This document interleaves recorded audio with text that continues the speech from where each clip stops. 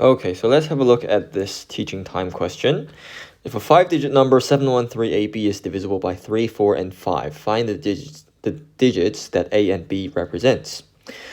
So this requires we recall the divisibility rules for 3, 4, and 5. So for 3, the divisibility rule is we look at the digit sum for the 5-digit number, meaning we take the number from each digit, the 7, the 1, the 3, the A, and the B, we add them up. 7 plus 1 plus 3 plus A plus B. This is the digit sum. We can simplify it into 11 plus A plus B. Now, the divisibility rule of 3 requires that the digit sum to be divisible by 3, so that the whole number, 713AB, is divisible by 3.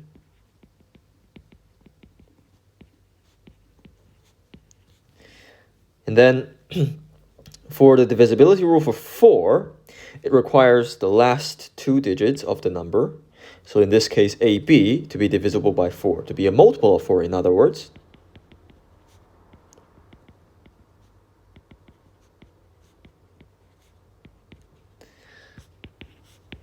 And then the last one, for 5, the divisibility rule is simple. It just requires the last digit to be divisible by to be 0 or 5. So if a number ends in either 0 or 5, then the whole number will be divisible by 5. Okay, so let's start analyzing. We can look at the second one and the third one together to determine what should B represent. So we know that AB should be divisible by 4, and B only has 2 choices, 0 or 5. Now think about it. Do we have any multiple of 4 that ends in 5? The answer is no. We don't have any multiple of 4 that ends in 5. So B can never be 5. That means there's only one choice for B left. B will be 0. Then it's going to be A0, so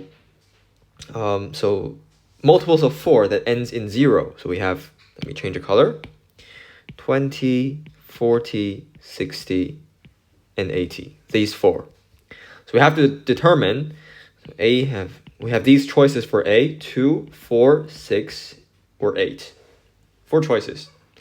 And then we will use the last restriction left, the first one, to determine what is A. So we know that 11 plus A plus B should be divisible by 3. It should be a multiple of 3. So 11 plus A plus, we know B is 0, should be a multiple of 3. Now we can have A with values 2, 4, 6, or 8. So let's try it one by one. 11 plus 2 will be 13, which is not divisible by 3, so no. 11 plus 4 is 15. This is divisible by 3. This is a multiple of 3. 11 plus 6 is 17. No. 11 plus 8 is 19. Also no. So the only one that works is when we plug in the number 4. So A equals to 4 and B equals to 0. This is the solution for this question.